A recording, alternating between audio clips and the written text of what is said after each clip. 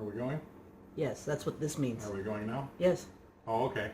Hey everybody, Midnight Chef here. I'm going to stay, even though it's middle of the day, you can tell because I've got a big sun overhead. Yeah, but when it's midnight, you are a chef. Yes, this is true. And it's always midnight somewhere. So, today we are making bread pudding again. And you would think initially that, hey, one bread pudding is enough, right? No, we're going to make it out of a boule this time. What's a boule? This is a boule. Get flour on your lip. Yeah, I know, right? I just rubbed flour on my lips. So, the reason why we're going to make it with a boule is because we're not... Yeah, not got it all over my shirt. Because we're not just going to make it out of a boule. We're going to make it into a boule. Are we? Yes. So this is a fabulous way to do this. This is a fresh loaf that we got yesterday. It's a little bit too fresh for bread pudding because remember we said that the stale bread always works the best. But if you wait until this bread is really that stale, then you're not going to be able to cut the boule. The only way to get around that would be to cut it while it's fresh and let it sit around for a week with it all hollowed out and everything, right? But we're not going to do that, so we're going to use fresh this time. So give me the camera more or less down here.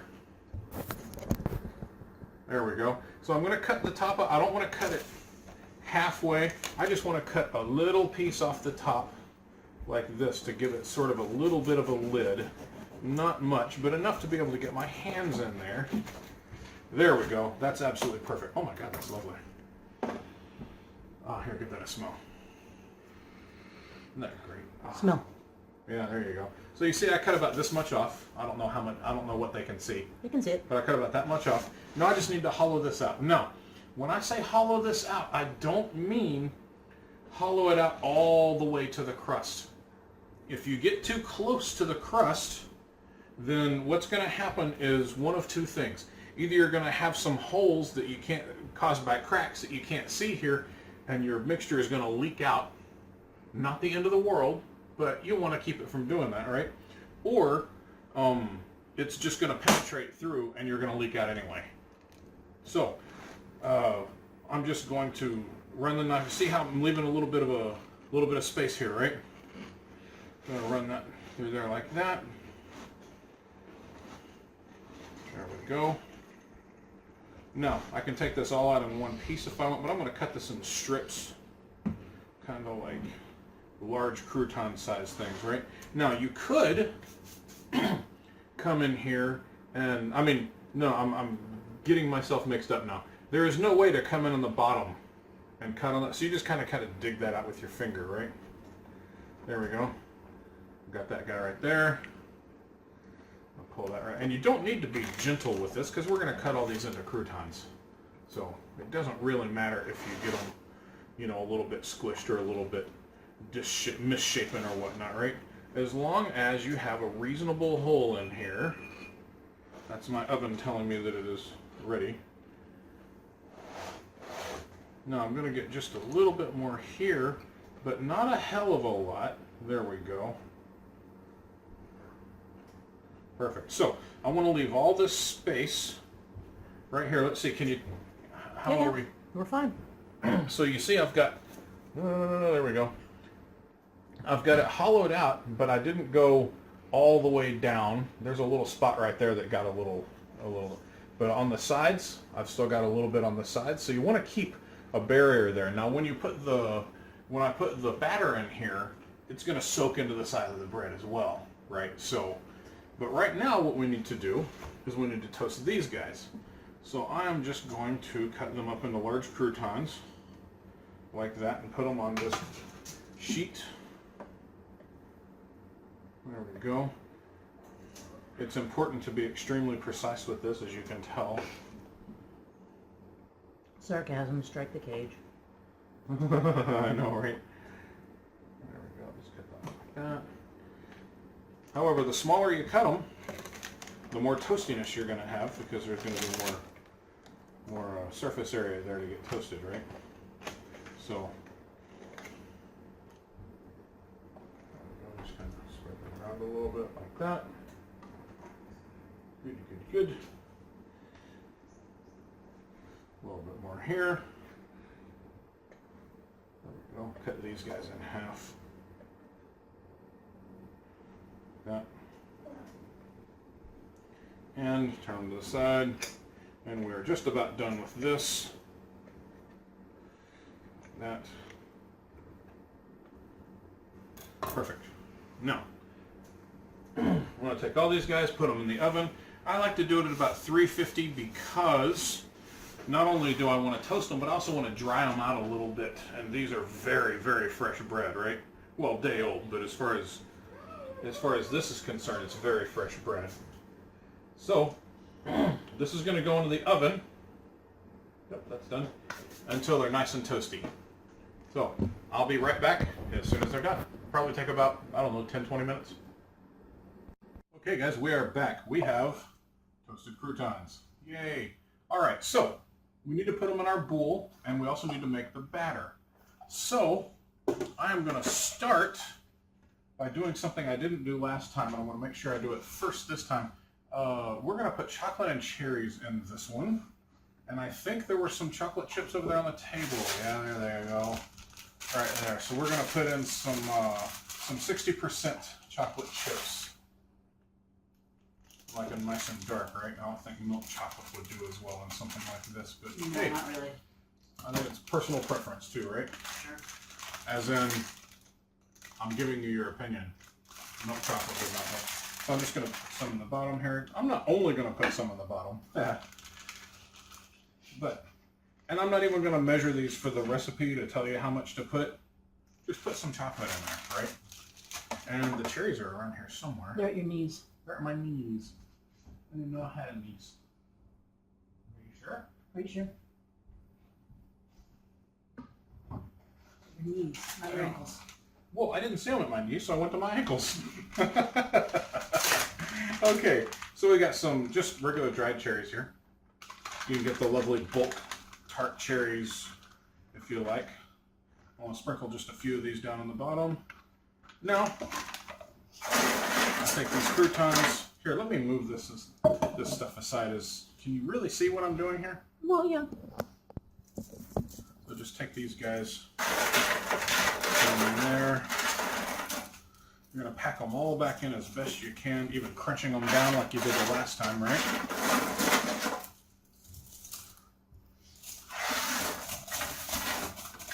I helped. Yeah, you did. There we go. Those guys right there. Fill that in. I'll add some more.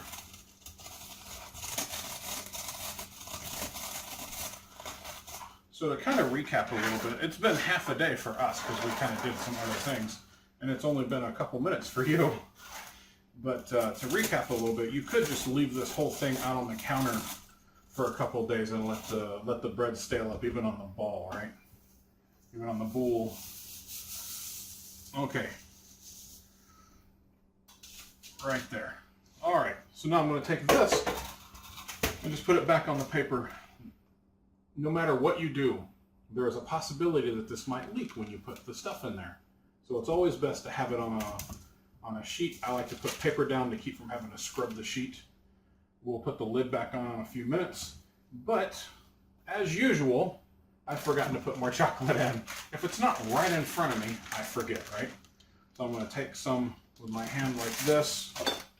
I'm just going to kind of pick up some of these guys and just kind of sprinkle it in and around there, right? Push some off into there. Maybe it'll settle better when we and I'll put a couple more cherries in there just because I said I would. I'm really bad at remembering to do stuff like this, you know? There we go. These guys are all stuck together. All right. Got that, and I'll just kind of give it a light toss to help mix some of that stuff up down in there. All right. Trust me, it'll be good anyway. Now, this isn't well, because it's not all mixed up, right? So, this isn't very big. If you look at the size of this ball, it's okay, but the inside is only like that, right? So I can't make as much batter as I did last time. Well, I suppose I could. Sure. So I'm going to start with like 3 cups and see what that gives me. And if I end up making a little bit more after that. But I think 3 cups might end up okay. So I'm going to go with 3 cups of milk, and that's whole milk. You have to use whole milk in this, guys. You can't use skim milk. You need the fat content. And let's go with a couple eggs. Well, 2. I do that kind of stuff for you, and you don't even notice most of the time. I'm sorry, I was putting something in your calendar. Oh, yeah? Yeah. Does it stop being an idiot? No. Would you like that added? Depends. What time are you going to put it for? All right, so I got that. Every day. Yeah, right. Now, how much sugar are we going to put in here? All the sugar? Well, it depends on how sweet you like it, what kind of mood you're in. And how big the This is a quarter cup. I want to start with a quarter cup. Because remember, we don't want this really, really sweet, right? We like ours less sweet than other people do. Because again, a lot of people consider the bite and not the dish, right? They don't consider the serving. So if it's sweet enough for a bite, then chances are it's going to be too sweet by the time you get finished eating a whole piece, right? So think about it. If it's just a little bit less sweet than you like it, it'll probably sustain throughout the portion a much better. Not to mention, the more desserts you make at home, the more you get used to not sweet equals good. Right. Just, I'm going to pick up a box of sugar, and this is such a great dessert. Right. I try to instill that in the boys a lot, and I was talking to our oldest about that in the store when we went just last night. That we were looking at the bakery counter and all of the tarts and everything they have there, the little cakes and whatnot, and it's just everybody says that this stuff is so good. Oh my God, this is so good. What you really mean is, oh my God, this is overly sweet, because most of it is really crap. I mean, it's not good at all. So stop. You know, like Jen just said, get out of the mentality that sweet means good. You can put that in my calendar too. Okay. Okay, so now I'm going to test it. Oh, I think that's perfect. What do you think? Especially with the chocolate, I think that'll be fine. Lovely. I can't taste very well the pie. Do you have vanilla in yet? No, I have not, because I wanted to set the sweetness first. Now I'm going to put in some cinnamon. I'll start with a teaspoon. There we go. Yeah, probably about a teaspoon. And then about a teaspoon of vanilla. Now I've got the vanilla here, but up top there I've also got some vanilla sugar that you could also use instead or with it. Well, you'd have to use your own vanilla sugar. Don't come to our house and take ours. Yeah. I'm going to put in a teaspoon of vanilla. Really doesn't matter. Put as much vanilla in there as you like. Put 3 teaspoons for all I care. But not 10. But not 10. That's just getting silly. Yeah. If you're going to do that, use a concentrate. So we've got 3 cups of milk and 2 eggs, and then the rest of the seasonings to taste. Now, something I remember just now that I forgot last time, put in about half a teaspoon of salt. Salt makes everything better. Salt is a flavor enhancer, so even desserts love salt. It doesn't have to be salty, and it won't be salty. You won't even taste the salt, but it enhances the other flavors that are there. I forgot to put that on the last one, so you know. Yes, I think so. Okay. And this guy, when it's done, is going to be lovely and crusty, and the crust on the outside of here is just going to give that such a beautiful, rich flavor and texture. It's going to add texture to it. It's going to be, because last time we had the crunchy top, right? And this time it's going to be crunchy more or less all the way around. So we're just going to kind of quadruple up on the crunch. Now I just spoon this stuff in here. There we go. And hopefully it won't spill too much in the oven. Now we still need to let this sit and soak up all of this stuff, right? We still can't just put it in the oven. See, I'm spilling more of it than I need to put it over here. There we go. Looks like it might take more than 3 cups. It's really soaking this stuff up. I think the outside bread is soaking up more. It's starting to fill it now. There we go. Beautiful. Look at that. So, it is not quite full, and we probably won't fill it because it is going to swell up, right? So, we'll see how it looks in about 30 minutes when we've got all this stuff soaked in, because it's going to take a while for these toast pieces to soak up all of that stuff, right? So we'll see how that goes. And I've got just tons of chocolate and stuff right there. I'm going to have to do something about that. You're going to eat it? Put in this, yeah, I'll put in this knife and just kind of stir it around a little bit better like that and mix those pieces up a little bit. Because it'll just be a pool of chocolate right here at the top, right? Which I realize I just turned most of you off, right? Actually, let me mash all that back down. Yeah, I may need some more batter. I may need about another cup of batter. All right. Well, we will let that sit for half an hour or so, maybe even an hour, depending on how long it takes. And we'll be back as soon as all of this is soaked up. Okay, guys, we have our mixture here for our bread pudding. The bottom is getting just a little bit soggy, so we need to go ahead and throw this thing in the oven. It has fully soaked in for the most part. I did end up making a couple extra cups of batter. I just used 2 extra cups of milk and 1 egg, and then, reflavored it. So put it in there, and now it's getting to where when I put more in there, it just leaks back out. Probably a byproduct of the bread being fresh, right? There's nothing I can do about that. Because it will soak it all up. So we're going to go ahead and put this in the oven at 300 and cook it nice and slow. There we go. Put the lid on. And now, that's all there is to it.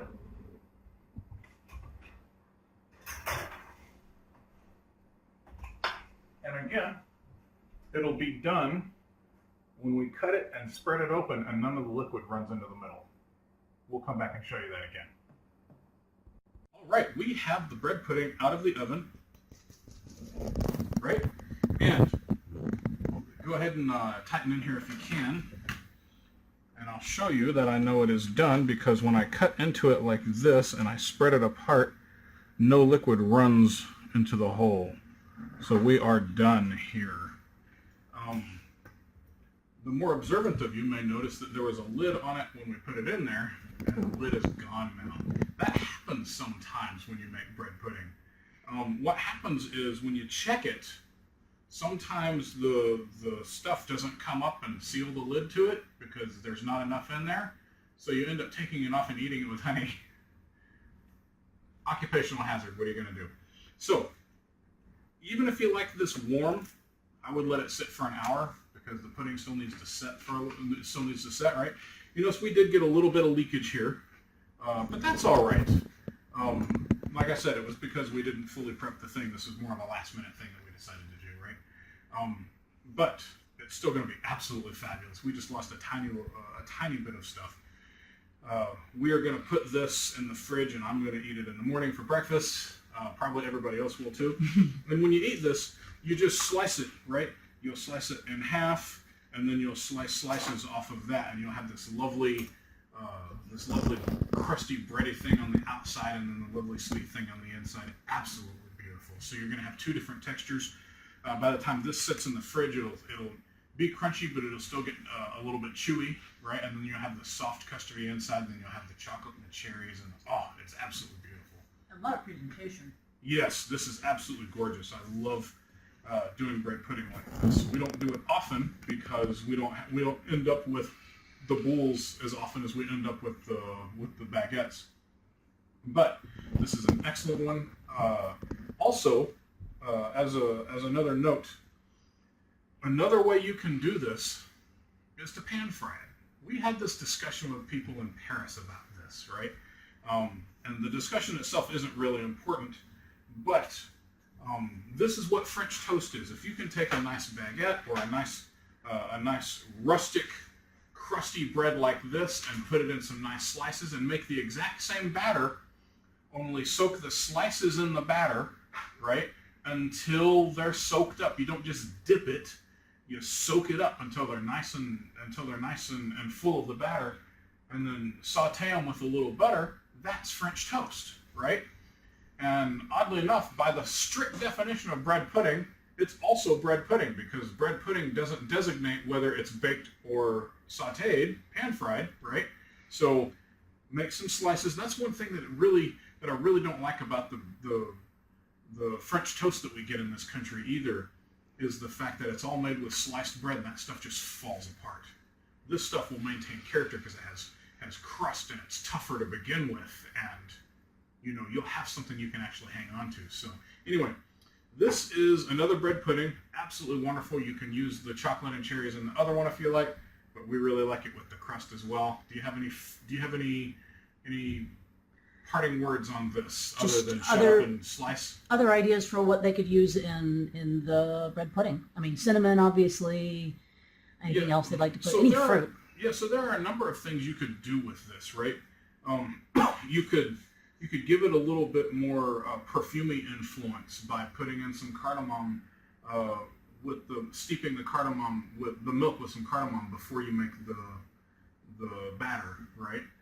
So you can steep the milk with a number of things. You could put orange extract in here, would also be quite lovely. Just a touch of lavender, maybe? Just a touch of lavender. You could put some prunes in there. You could put different things. You could put raisins and cherries and prunes and apricots and make it and nuts and make it and just make it a mix of sort of thing, right? So yeah, you can add different types of bread.